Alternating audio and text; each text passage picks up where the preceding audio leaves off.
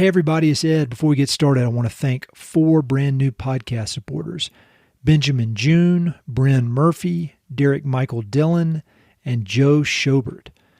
All 4 of these folks signed up to support the podcast either through Patreon or PayPal. And if you want to learn more about the options and how all that stuff works, go to mountainandpray.com/support. Thank you very much.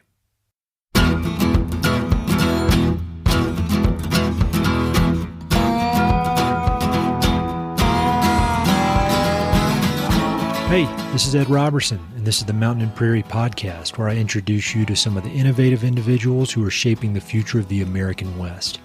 I meet most of these people through my work in land conservation or through my hobbies and interests that revolve around spending time up high in the mountains.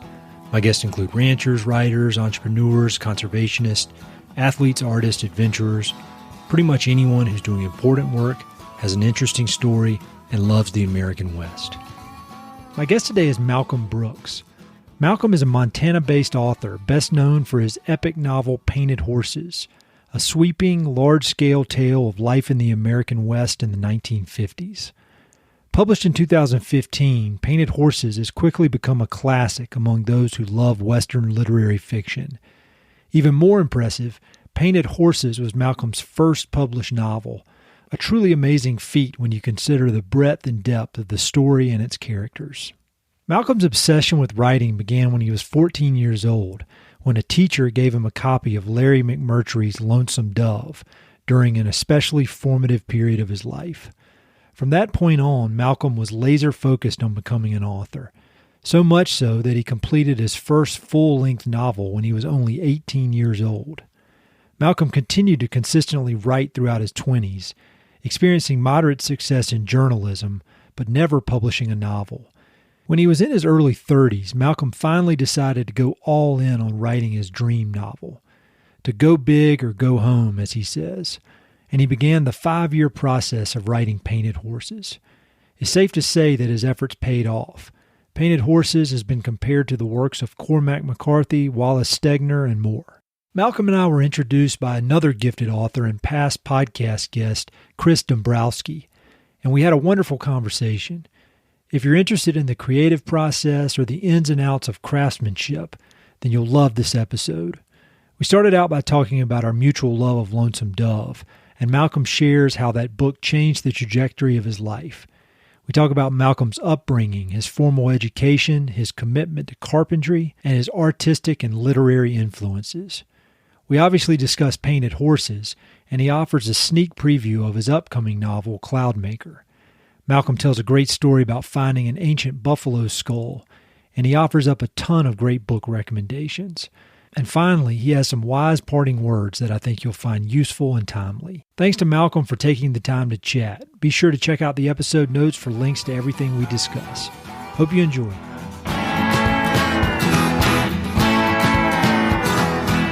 And I was thinking maybe the best place for me and you to start is before we ever even talked, we were emailing, and it came up that we both love Lonesome Dove, and I love it. Oh, yeah. But it didn't completely change my life or set the course for my life like it sounds like it did for you. So maybe could you talk about, just to start out, when Lonesome Dove came into your life and what that meant to you? Yeah, absolutely.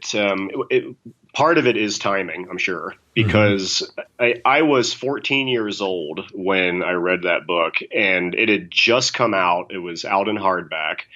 My copy of it, which is just, I actually gave it to a woman that I was in a relationship with at one point at a pretty critical time in my life. So I no longer have it in my possession, but it was a first edition, first printing. I took that book with me everywhere for like 10 or 15 years after I'd initially gotten it. But it was given to me by my 8th grade English teacher, who Painted Horses is actually dedicated to. Her name is Marcia Kallenberger. And the circumstances of my family life at that time were a little dicey.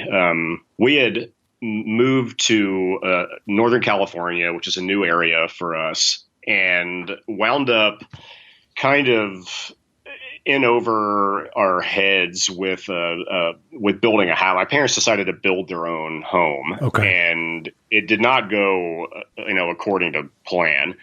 And they wound up running out of money with this project midway through. So there was some major stressors on my family life at that point. It was also the first time that I was in public school. I was in the 8th grade. I had gone to private Christian schools prior to that. So I was in a real sort of period of just transition and living in a new place, having to make new friends, sort of not especially stable home life circumstances in that particular time. But I was a super committed reader and already had kind of a language aptitude and ability to write beyond what my age was. Yeah. And I loved Westerns and loved everything about the American West. And that was my main sort of focus as a reader at that point. Well, this novel had come out and was up for the Pulitzer Prize. And my English teacher read it and called my mom and asked her if she could give me a copy for 8th grade graduation. And she did. And I read that book, and it just absolutely opened my eyes to the whole reality of character-driven, non-genre fiction that still had, just incredible appeal without following any sort of formula. It was just this sprawling epic that kind of meandered in all kinds of different directions, but then always sort of returned to itself. And the characters spoke like real people. And I had never read a book that had the level of sort of ribald, sexual humor in it and whatnot that book does. And I was just like, whoa, this is like a real depiction of what it must have been like to be living in that time and place. And it just had an unbelievable impact. We also, this house that my parents got kind of underwater in was about 40 miles from the town where I went to high school. And what town was that? Placerville, California, in El Dorado County. It's gold rush country. It's the west slope of the Sierras. It's steep canyons and hollows and little narrow, skinny, windy roads that go through, they were originally all wagon roads and whatnot. And they really can only widen most of them to the limitations that the hillsides they're built on would allow. So the upshot is I had a 2+ hour school bus ride in each direction for my freshman and sophomore years of high school. And I think I probably read Lonesome Dove three times during that 2-year period. Wow. That's super cool. That was funny because when you read it, it was a transitional kind of formative time, obviously childhood. But when I read it, it was also a formative time, but I was a grown up, but I had just gotten out of grad school, and my wife and I were living in Costa Rica. We had moved down there for a year, and I'd recently had like a pretty bad health scare that kind of had me questioning my career path. And then it was the middle of the financial crisis.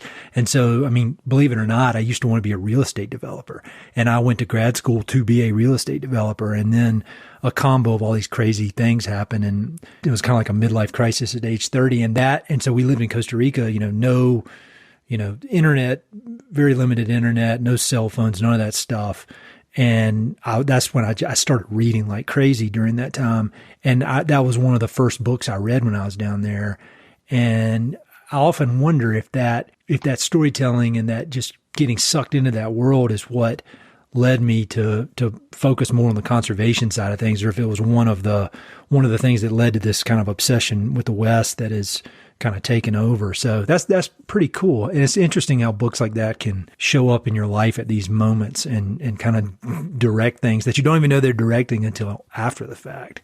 Oh yeah. Super cool. Wait, so at that point, like 8th grade, 9th grade, early high school, did you think I want to be a writer? What was the plan? That is definitely the book that steered me in that direction.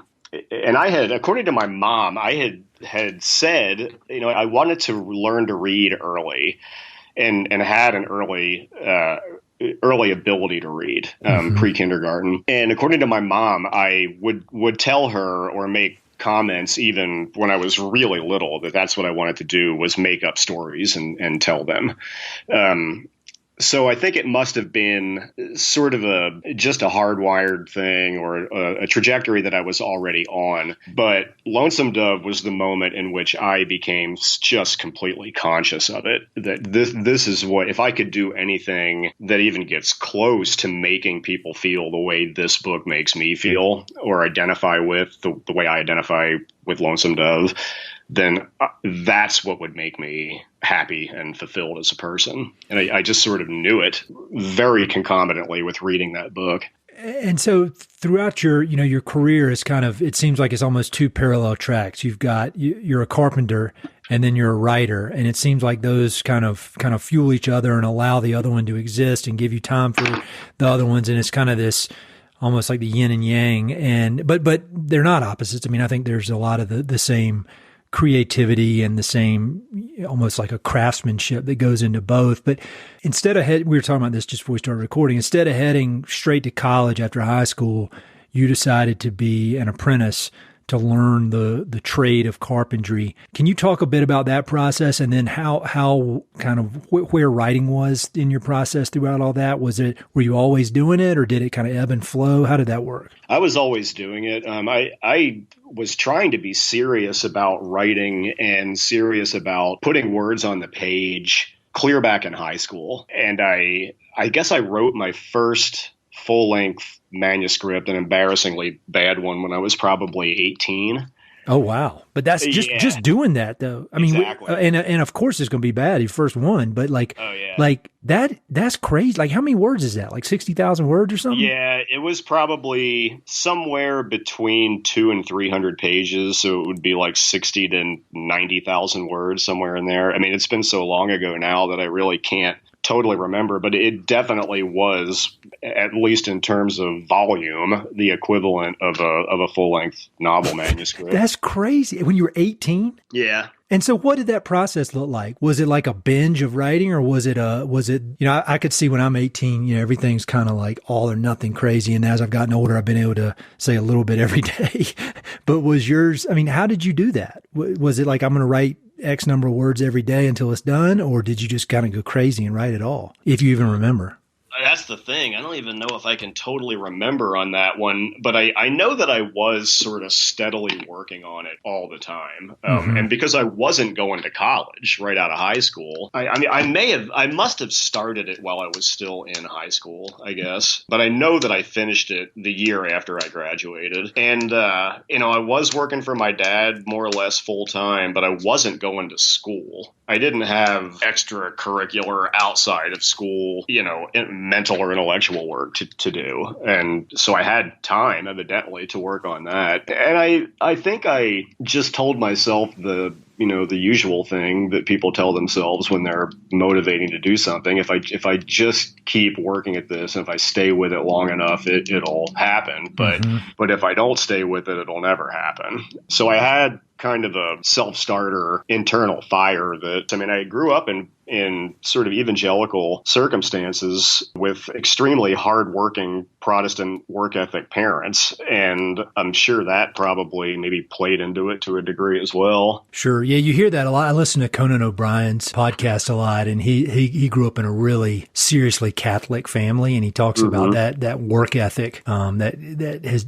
kind of rubbed off on him on comedy, and for all the laughs and everything he's getting, there's this serious drive behind it all. When was the first time that you got something published? Whether an article in a magazine or a journal, or when was the first time you made some money, right? Oh, well, it was quite a while after that first, sort of ill-fated full-length manuscript. I kept working on novel manuscripts, and the second one that I did, I finished right after I turned 21. And it was also very influenced by Larry McMurtry, but it was more influenced by his contemporary coming-of-age stuff that he did in the 60s and 70s, like The Last Picture Show and, Leaving Cheyenne. That sort of early series of books that he did. And my take on it was about a high school age kid in Northern California in El Dorado County who had grown up in a logging community. So in that regard, it probably had some resemblance to early Ken Kesey as well. But I finished that book when I was 21, and this was still the day, pre-internet totally, and the days of sending a paper copy snail mail query letter out to one agent at a time to try to get somebody to take a look at it. And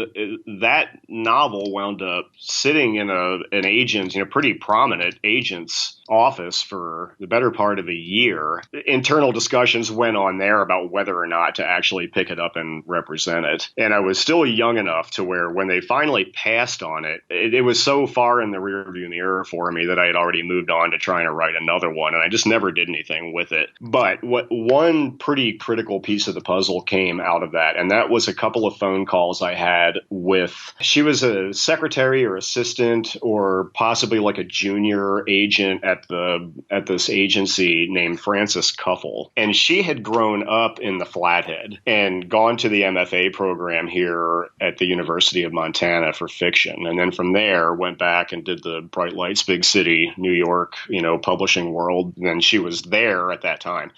And she was a huge champion of my book within the agency itself and told me that she was lobbying to try to sign me and go ahead and represent the book herself. And ultimately, I guess she was sort of outvoted and maybe was not in a high enough position of a hierarchy within that agency to be able to really do anything with it. But like I said, we had several telephone conversations, and she knew that I was really interested in Montana, and I had visited Montana previously. And she just encouraged me to move up here and go to school here and get an MFA from here. And so ultimately I wound up doing at least part of what her recommendation to do with my life was, which was move to Montana and go to the University of Montana and write about this place up here. So that's really interesting. And so thinking about your time at University of Montana, on this podcast, I have, a ton of writers, a ton of artists, and I feel like it's split kind of 50-50 between them, either whether they're formally educated or if they got much value out of it. And I'd say half of them are formally educated and they got unlimited value. And the other half, you could take it or leave it. So, after having, been in the working world, I mean, you're 18, you're writing, but you've got a real grown-up job at that point, and then diving into academics. I mean, how was that? I mean, was it, I guess it sounds like it was worthwhile, but how did that work out for you? What was the process like? Well, I don't have an MFA, and that in this day and age is somewhat of a unique thing for a person who writes, I guess, what you would categorically call literary fiction. Mm-hmm. I got my undergraduate English degree from UM here, and that was very valuable in a number of ways, partially because I got to be in the last couple of fiction writing classes that William Kittredge taught. I mean, granted on an undergraduate level, but I could already write well enough. I mean, by that point I had, 2.5 full length novel manuscripts under my belt and a whole passel of short stories. And I was trying to break into like outdoor writing as well as a sideline. So I had already written so much and read enough to where my writing aptitude was pretty high for college level work. I never took below a 400 level writing workshop or writing class, and I was even in some graduate level stuff as an undergrad. I would guess that most of the teachers had not written 2.5 novels. I mean, that's the real deal, man. You might not realize it because it's you and you've done it, and it's like what? Yeah. But that's no joke at that age to have cranked out that kind of words. I mean, there's no substitute for that. No, I mean, and that's the thing. And mostly, and I've pointed this out before in print interviews and whatnot, but I mean, a lot of it was very much almost like an exercise in mimicry of the writers who were really influential to me at any given time. I mean, I'll go back and read some of that stuff from that era now. that's just collecting dust in boxes in my basement. And some of it is pretty pitch perfect and spot on as an imitation of another writer, like, Tom McGuane, say, or Larry McMurtry, or Jim Harrison. And I think that that's just how I taught myself to find my own voice, was by learning how to write in a fashion that, or in a voice that really belonged to somebody else, but I could sort of figure the nuances of that out enough to, almost like be a Rich Little type, impersonator kind of thing, except on the page. And then, then eventually, and honestly, Painted Horses was really the moment when I conceived of it, that I knew that it was going to be something that was much more my own sensibility and my own voice that would come through with that. Yeah, on the Painted Horses, because it's just an amazing book. And when I was preparing for this, and you see things online, they talk about this being your first novel and the first time novelist, blah, blah, blah. But obviously there's a lot of work before maybe first published novel, but you've been writing for a long time. But still, whether this, like say you were an 80-year-old man and you produce this, is such a large scale epic type story that I would be unbelievably taken away, like I said, if it was an 80-year-old author who had written this.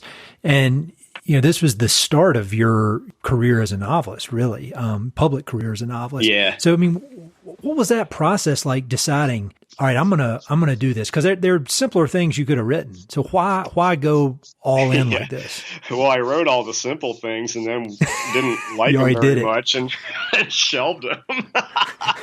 and that was the thing. I sort of dreamed up Painted Horses and committed to it when I was in my early to mid 30s. And by that point, a lot had changed. I had been publishing in outdoor magazines, and also some general interests like regional magazines. There are, a couple of defunct magazines. They don't exist anymore, but I was doing just general features for them and selling some stuff to newspapers, but always attempting to write, always with a novel going on the side. And, time marched on, and, time passes, and you start to do things like get married and have kids and get divorced and, all this, crazy stuff that I've done, And at some point I just realized that I had spent so much time with a pen in my hand writing things that at the end of the day didn't go anywhere, either because they couldn't, really pass muster, or they couldn't pass muster with my own highfalutin sense of what I felt they should be. Basically the work was not up to my own standards, I guess. Some of it's just having high standards, but I wonder how much of your early days, when you said you would mimic the greats. I would think that could really kind of mess up your standards a little bit. A lot of it was exactly that. Really? I remember reading an interview with Tom McGuane once in which he said, if you, as a writer, if you're looking at your own work and being like, well, would Faulkner have let this be released? You're probably not going to get very far. This is a, gross, off the top of my head sort of attempt to capture what his sentiment was. I'm sure he didn't say it exactly like that. But you're right. The fact that I was attempting to match the voice, and a really signature voices in many cases, of, these people who were masters at what they were doing, I think was part and parcel of why I was my own sort of worst critic to a degree. But then, like I said, I just got old enough and had enough road bumps in the way with my personal life that I realized that I needed to genuinely assess what my strengths were and what my interests were, and work from my own sensibility. And basically what I landed on was I needed to go big or go home with it. I'd always had all of these sort of multi-faceted interests, like archaeology and history in general, but especially the history of the American West and World War II history, and, just a range of stuff that I wasn't really. Cave art was a big one. I was always interested in art in general,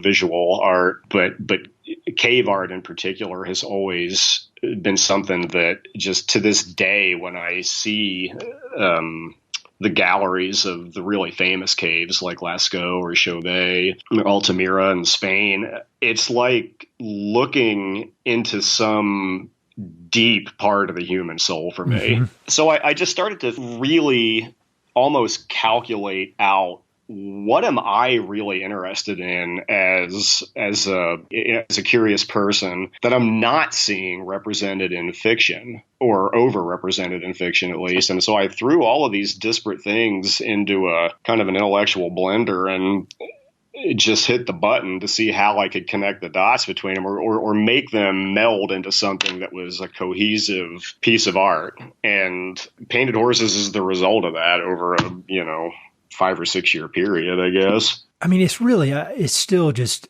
amazing to me that anybody could write something like this, much less that I get to talk to the person who writes something like this. But how long did that take? These might be boring questions to you, but to me, it's like, I just don't like, what was the process of writing it? Do you set daily goals, or maybe just your writing process in general? I mean, do you, like when I had Peter Heller on, he says, I write 1,000 words a day, every day, no matter what. And that's it. And I finish a book. I take 2 days off, go fishing. I start writing again. How does it work for you? That's awesome that he is able to do that. I am much more scattershot in my approach, in large part because I am still a self-employed carpenter. Mm-hmm. And I've never had the sort of financial luxury or stability to just completely immerse and dedicate with writing. And then I've got kids in my life. My oldest boy at this point is 21. So kind of, getting beyond that as an excuse, the way it used to be. But Painted Horses got written in an almost seasonal sort of fashion, where I would, hit the day job pretty hard during the good months for it, say, spring, summer into fall, and then like late fall through early spring, basically through the darkest depths of winter, I would just chain myself behind the computer and go for it and produce as much as I possibly could. And at the front end of it, I had high hopes that I could get an entire draft of the manuscript done in 2 years, but it actually took me 5. That's a lot. I mean, that is serious dedication. Like, I think about this.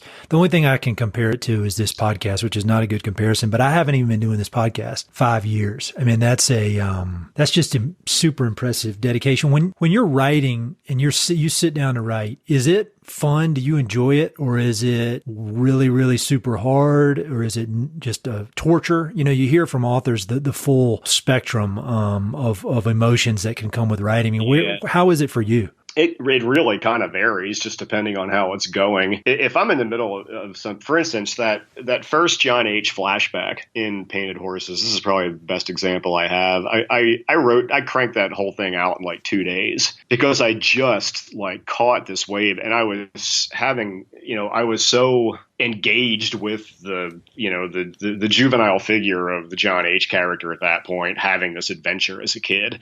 And I had also, to kind of recycle the theme of imitating your heroes to learn how to write or put words on the page.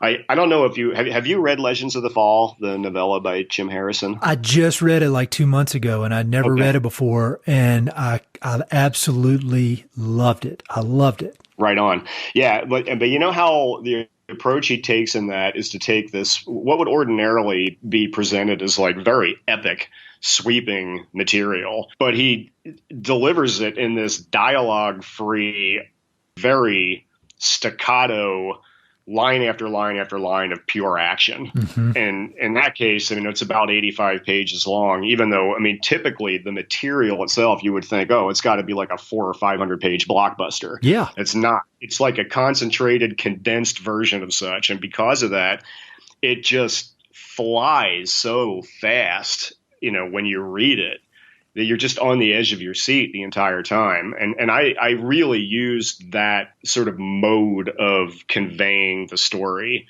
for those those flashback scenes in Painted Horses. I couldn't really pick up on why I was so drawn into that, but that makes perfect sense to the Legends of the Fall and to the scene you're talking about. That's yeah, it just because there's no interiority to it at all. I mean, you're never like, really hearing a character talk inside of, his or her own head. It's just action, action, action, action, and every sense your sense of the characters is extremely impressionistic. I mean, it just comes from the momentum of the thing and watching them do and react to things without any additional explanation at all. So yeah, I mean, I basically revived my sense of mimicry to do those scenes. And from a writer's standpoint, it was great because it was so much fun to write like that. Here's a question that I think I probably know the answer to, but I'm just interested to hear your take. I read Stephen King's memoir / writing instruction book. I think it's called On Writing, about his process. And the line in there that gave me hope at some point, he said, to be a good author, you have to read a lot and you have to write a lot. And I was like, well, I've got half of that done. but how important has that been for you personally? The just going crazy with reading and taking in every different kind you can. I mean, has that been invaluable for you? Yeah, I would say so. I mean, I do have really eclectic tastes, and I definitely don't have just one sort of lens of looking at the world through, I guess. And like, even if we, again, to return to Painted Horses as sort of an example, when I cooked it up on a conceptual basis, I took all of these seemingly disconnected things that I'd been interested in for a really long time and had been, reading about and researching and studying just, out of a curiosity, and I tried to put all of that together into one thematic gesture and see what I could come up with for continuity amongst a whole array of not necessarily easily connected dots, I guess. But all of that goes back to, eclectic reading and multifaceted interests and all kinds of different things, I guess. Well, that kind of leads me to another question I was going to ask. And you were mentioning as you're the entire time you've been writing, you've been working in carpentry as well. And there is this dream, I think, of a lot of creative types of, oh, well, if I could only do this all day, that'd be the best thing in the world. But I wonder, though, if you were completely relying on you had been completely relying on your writing as your source of income for you and your family and everything else. I wonder if you would have been able, if you would have had the confidence, or if it would have even been an option to even think about writing something like Painted Horses. Because like I said, there are a lot easier things you could have written and a lot safer things you could have written.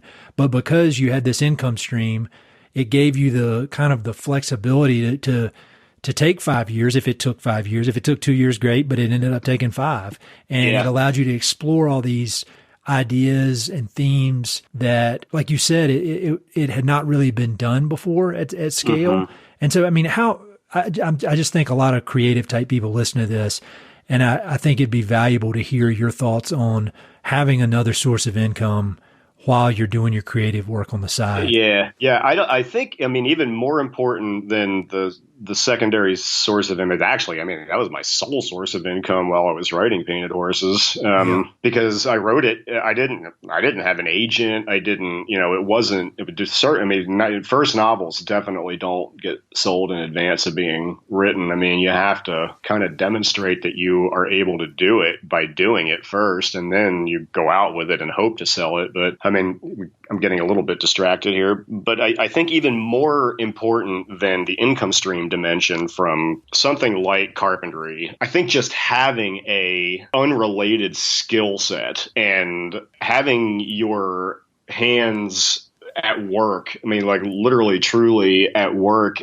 at a different trade or craft, is something that I'm going to get a little probably tongue-tied over this one, I guess, but I see kind of I see an advantage to being in something like the carpentry trades, or say somebody's a mechanic or a welder or a fireman, something that is like specifically hands-on and genuinely outcome oriented. You're producing something through a combination of skill and practice and having to think your way through it, logical problem solving.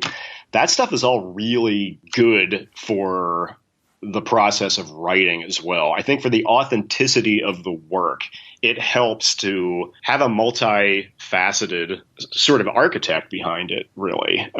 One of the reasons that I didn't wind up going to an MFA program, in addition to the fact that I had like young children and whatnot, by the time that it would have been, that graduate school would have been sensible for me. But the notion that literary fiction is so kind of intrinsically a part of academia at this point, because there's this enormous proliferation of writing programs, I think is potentially a bit of a problem in terms of what kind of books get published and what is literary culture going to look like. And how homogenous do we want this thing to be? Where I think that, I mean, guys like Larry Brown, it was a fireman in Mississippi, but trying to make it as a writer on the side, or, you know, Donald Ray Pollock. I think he lives in Ohio. He writes kind of rural noir, you know, fairly dark stuff. But he had been a tradesman of some sort for his career. And those books that are written by people who are in some like actual real world trenches, I think that it's really beneficial to the final result of the fiction that they're writing. I mean, no, I'm not being, you know, hugely articulate with this. No, I'm trying to think through it, but that makes perfect sense. And you know, I've talked with our mutual friend Hal Herring about that, and we were talking about somebody at some point, and I can't remember even who it was, but I said something about, I wish they were able to devote their full time to writing. And he kind of jumped all over me and was like, that's not, you don't want that. You don't want that. You gotta balance it out. And he had, it was some quote from Tom McGuane about writing and how it's just kind of this fantasy. It's kind of a fantasy world, and you can spend so much time in your head, and that it's good to have some outlet to balance it out. Right. Because I really would think you could kind of go nuts after a while if you didn't have the right mental makeup going into it. Because it really is, you're just in your head all day long. It's very solitary. Yeah. So you get Painted Horses done. You get it sold, I guess. Then what was that like? What was that transition like? Like you crossed the finish line kind of. And then I would imagine there's a bit of anticlimacticness because just of the way the book publishing business goes, and it's quite a long time between when they buy and when it comes out. I mean, what was that like mentally, having it done and being, you know, kind of probably wanting to celebrate, but then it was going to be quiet for a while. What'd you do? Well, if I can use my experience with that as any kind of a cautionary tale, it would basically be to tell a person in that position, don't wait for it to be published before you put closure on this thing for yourself. Just move on immediately to something else and put that one to bed. Because like in my case, we sold, well, I mean, I had to get an agent first. So that was about I guess 6-month, pretty dedicated sort of side project all on its own to finally get representation for it. And I say finally, because 6 months of looking is not any sort of endeavor at all. I mean, it can sometimes take a few years to finally land an agent when you really start looking for one. But at any rate, we sold Painted Horses in March of 2012, and it was published in August of 2014. So that was it was a full 2.5 year process between the sale of the manuscript and the actual launch of the book. And it got edited and we worked on it, but it wasn't an extreme amount of editing. It's not like I was constantly working on the editorial during that 2+ years. But I was writing some magazine pieces and whatnot, but I had another novel, couple ideas for follow-up novels. And if I could go back and do anything differently, it would be to get more done on the follow-up novel to Painted Horses during that window of time in which I just psychologically had hit a point where I was waiting to see the book come out into the world. in order to be able to move on to something else. And it was, I wish I could go back and redo that part of it. And so the book that you eventually started working on, is that Cloudmaker that's going to be coming out soon? It is, yeah. And so have you already started working on another one? Like as of at this moment, are you working on a new one? I am on a research basis. I'm also at the moment, I'm trying to finish a spec television pilot and I attempted to dramatize painted horses or basically treat painted horses like a teleplay initially. And I just treated it like it was a limited, series, one season series, say 10 episodes, basically 10 hours of content on TV. And so I wrote like 6 drafts of a pilot episode, just trying to teach myself the medium and the format of writing for television, writing scripts. And so then finally I got that, polished as much as I felt that I really could, and then moved on to an original idea, which I'm probably about a third of the way through right now, and hope to have it at least, a full draft of it by, Christmas, say. So that's mostly what I've been creatively working on for the last few months. That's pretty cool. I mean, that, and I would guess that there will be, like, now is a really good timing for that. Have you seen this crazy TV show called Yellowstone? Oh yeah. Uh-huh. Oh my God. I don't watch TV, and I kind of like brag. I don't act like it's bragging, but I think it is like humble bragging. Like, I don't have time to watch TV, but right. I started watching that show and I could not stop. And yeah, it's crazy. It's a ratings monster too. It's one of the biggest TV shows on television in North America right now. I blazed through it, but you wonder, what the success of that show, I bet there'll be a market for Western type TV shows, more than there has been. Pretty exciting. That show's crazy though. It's completely off the charts, over the top in so many ways, but it's good. Yeah. Yeah, well, it's very much a much more grandiose version of those old, like, Dallas type, primetime soap operas back, which I think is conscious on the part of the writer and filmmaker. But that's a guy named Taylor Sheridan who has done some amazing movies, Hell or High Water. Yeah, Wind River. Yeah, exactly. Yeah, he's an interesting guy. He looks like he knows what he's doing when it comes to horses and stuff like that too. Well, yeah, he grew up on a ranch in Texas. Oh, cool. Yeah, and he owns a bunch of horses himself, and that's one of his big thing. He's pretty into it. That's very cool. So you've mentioned, Jim Harrison, Tom McGuane. You were kind enough to introduce me to Stephen Bodio, I believe is how you say his last name. His work, which I was not familiar with. I felt stupid, but I was not familiar with it, and I just absolutely loved it. And so, I mean, it seems like you read deeply and you read widely. So what authors do you admire that either the listeners may not have necessarily heard of, or that may be a surprise, that may be outside of the genre that people would expect? Well, Bodio would be at the top of the list because he never really has gotten what I would consider his legitimate due in terms of exposure. He should have a far bigger audience than he does, and Querencia is a great place for people to start. Yes. It's probably one of the best, most poignant memoirs about what it's like to move out to the rural West and try to make a life there from a completely different place that I think has ever been written. I agree. He also wrote a pretty great sort of rural noir novel called Tiger Country, which has been published by a small publishing house. It can be ordered online, but it's terrific too. I mean, it's almost like a cross between like Tony Hillerman and then it's got sort of and then Edward Abbey. Honestly, it's got sort of like an eco crime sort of underlayment to it, but it's terrific. It's got great voice, it's got great characters, and that one is one again that I wish had been really launched by a big house that could have gotten it out there into the world. Yeah, you sent me that book, Querencia. It's one of those things where I've read it 100 times, but I don't know how to say it. Querencia.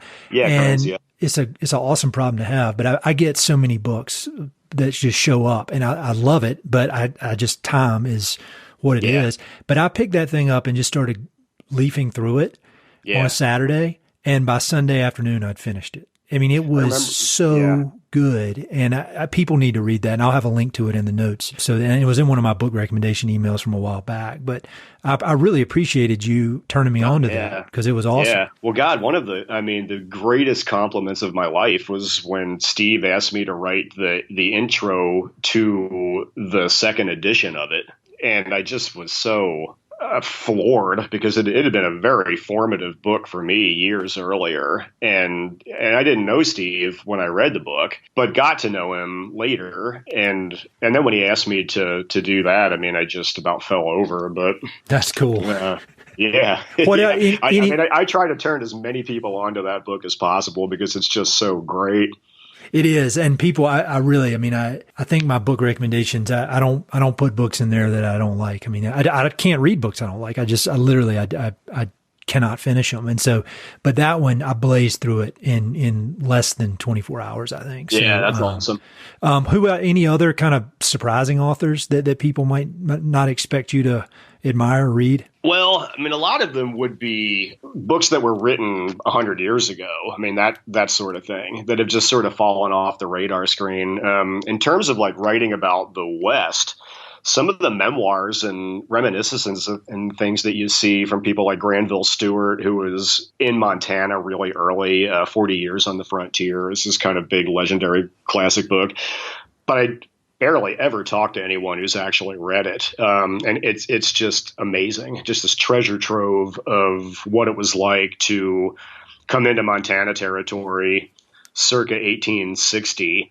And he tried a number of different ventures. Initially, he was trying to prospect for gold, and then wound up starting a cattle ranch. But he kept like copious journals the entire time, and they're just amazing to dip into those things. Very cool. Another, also, I mean, pretty obscure at this point, but at the time, it was a huge trend-setting book by a girl in Butte named Mary McLean, and she wrote this when she was like 18 or 19 years old, around the turn of the century. And it's kind of almost like a teen angst sort of thing, but years before anybody coined that terminology or thought about, writing a book that basically just describes the inner thoughts of a teenage girl. And this is in Butte, Montana, circa 1900.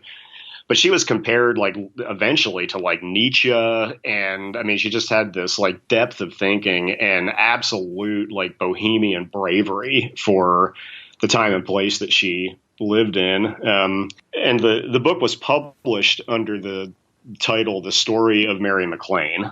But her preferred title for it was I Await the Devil's Coming. Oh, wow. Yeah. And she just had this unbelievable sensibility for a person of her time and place. Wow. I've never heard of that. So I'll link to that. Oh, it's totally obscure at this point, but when it came out, it sold 100,000 copies in 1 month. What? Yeah, it was. Yeah. I mean, if you look her up, I mean, her last name is spelled MacLane, Mary McLean. Fascinating person. Cool. Those are great. Those are all really good recommendations. I don't think any of those have been mentioned on here before in well over 100 episodes. Can you give I know we don't want to talk about it too much, but just a slight teaser for Cloudmaker.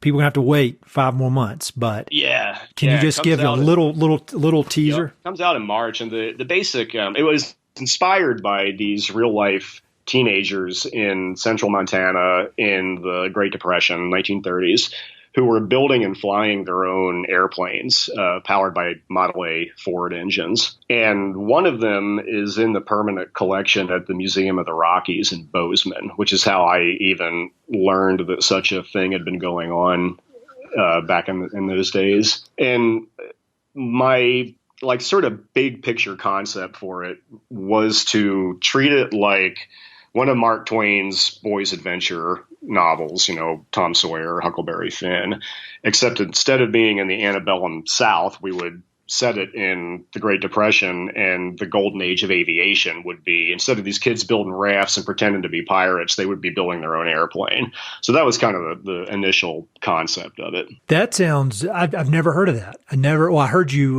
mention it with Hal Herring, but other than that, I'd never, Right. That's crazy thinking about a kid building an airplane. I used to build some crazy stuff as a kid, but that never crossed my mind. Oh, I know. I mean, and the one kid in particular was named David Comstock, and he wound up being an aviation engineer as his career.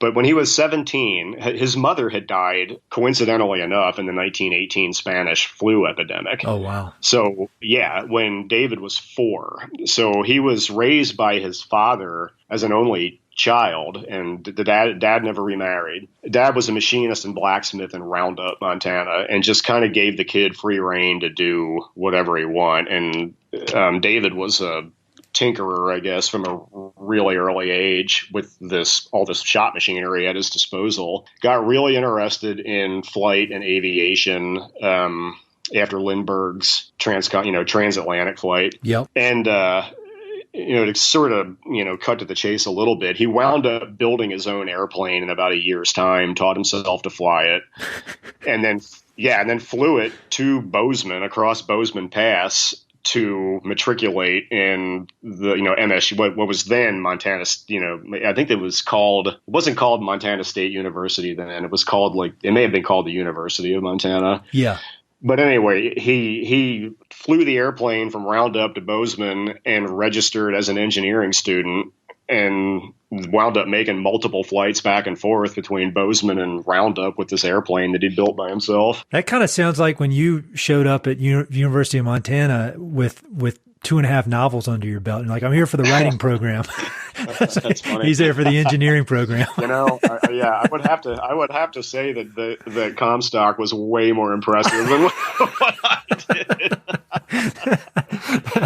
Well, I'm excited for that book. I really am. So we'll be talking more about that when the time comes, but that'll, well, we've already, I have some kind of quick questions that I like to ask people towards the end. And we've already talked a lot about books. And we've talked a little bit about film/TV, but are there any other films or documentaries or something outside of the written word type of art that has meant a lot to you and kind of shaped your worldview? Yeah, I mean, I was a big movie buff, even as a kid. I mean, a lot of old films, really shaped my probably honestly shaped my writing life too. I mean, now that I think back on it, I was a huge sucker for John Wayne movies when I was a little kid, and then, later like Humphrey Bogart and, Orson Welles. And I kind of went through all the classics, and then on up through that, the great sort of auteur-driven era of American filmmaking with, Coppola and Scorsese and Michael Cimino and those guys. I'm a huge fan of the film The Last Picture Show, which was, again, from a McMurtry novel. But as a piece of filmmaking, I think that still is maybe the most underrated American film of all time, if I can make a big sweeping statement. Nice. I've never seen it. Oh my God, it's incredible. Sybil Shepherd is probably 18 or 19, and Jeff Bridges is maybe in his early 20s in it. He's an interesting dude, Jeff Bridges. Yeah, for sure. On a lot of levels. He's a meditation master. Did you know that? I am pretty sure I had read that before. It doesn't surprise me. I mean, with just that whole characterization of the dude, it seems like there's got to be something like that going on, Yeah, there's a book I read by him. It's kind of like a joint interview between him and kind of his meditation teacher. I can't remember I think it's called The Zen Master and the Dude, but it's good. All right, there you go. It's really good. Like normally something like that, if I saw it on the shelf, I think this is garbage, but it's very insightful. So, cool. That's kind of a sharp left turn from what we were talking about. Well, those are great. So we didn't even get a chance to talk about this, but you're, a great outdoorsman, love bird hunting. You're there in Missoula, which is, if you want to be doing stuff outdoors, there's not many places better. No. One question that I like to ask people is, what is the most powerful experience that you've had in the outdoors?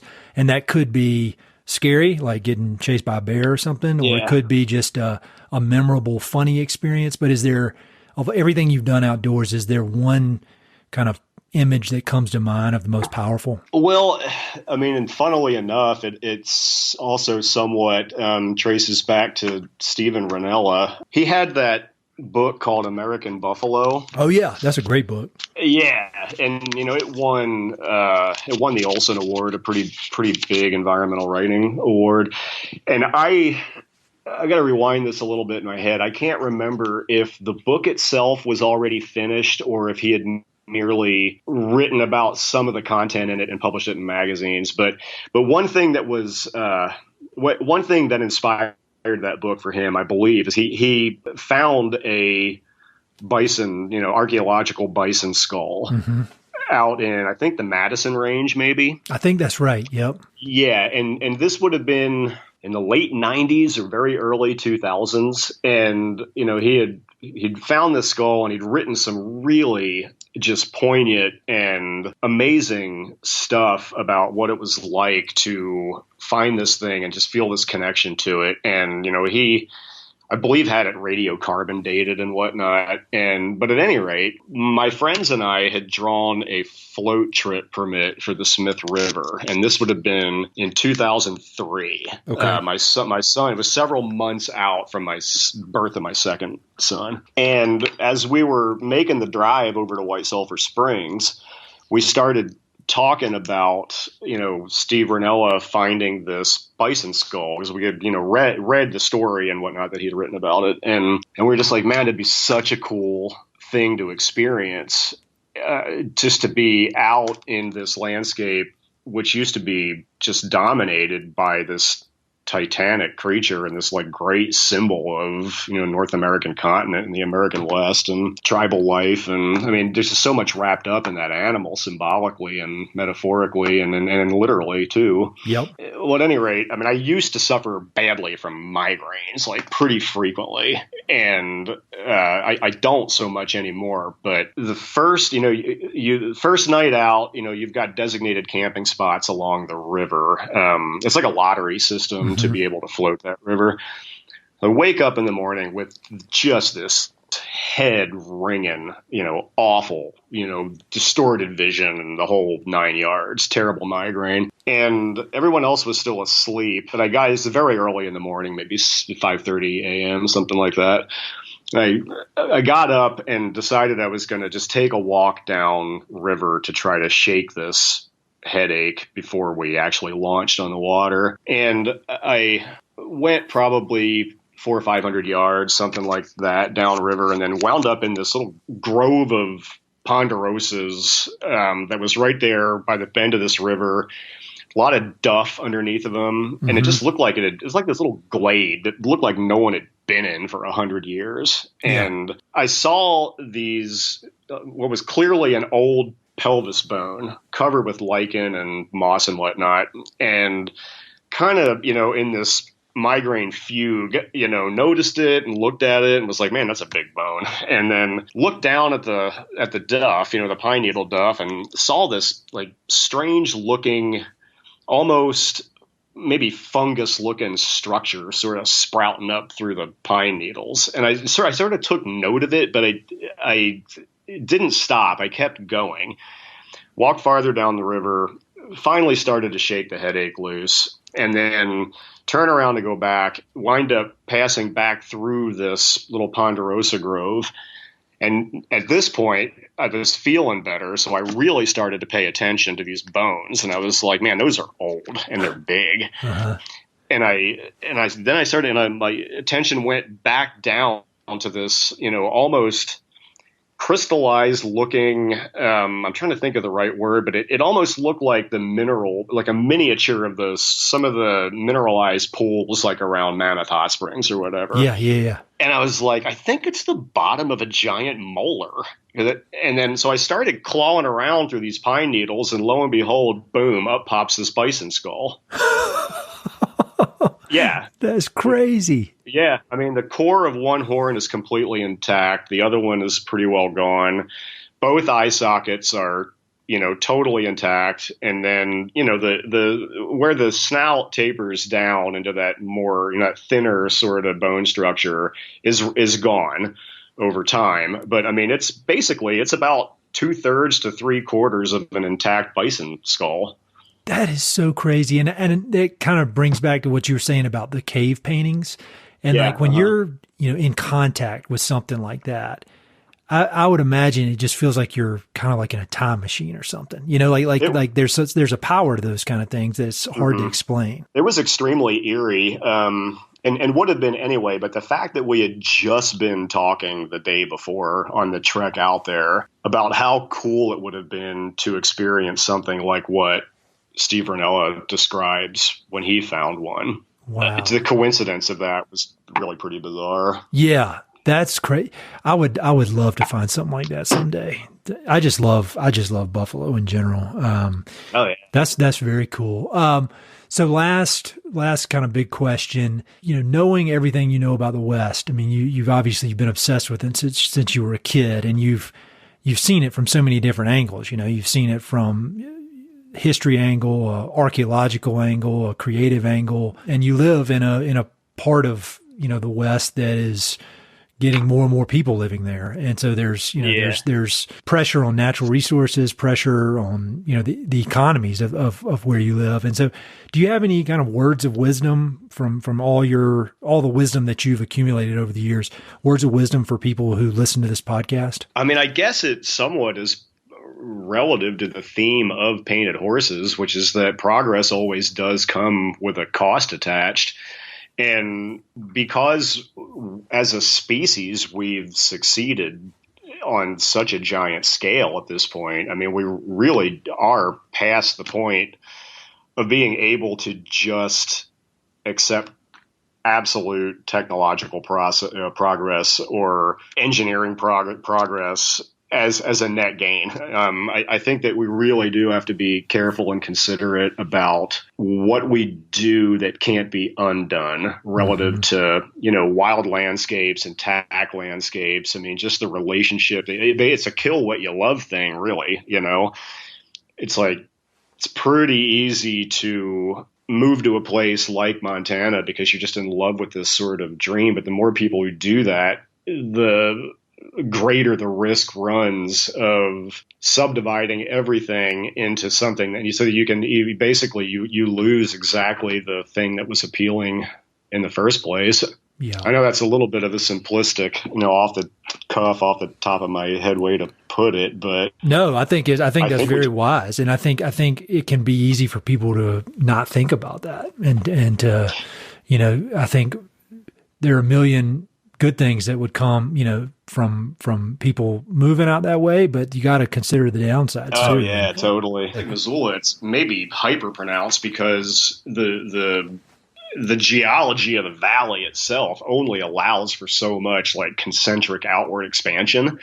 So yeah, I mean, there's a lot that would qualify as sort of infill here, but if that keeps the land more intact outside of the city, I mean, I think it's an option worth looking at, Definitely. And good thing we got smart people like Juanita as county commissioners keeping everybody in line.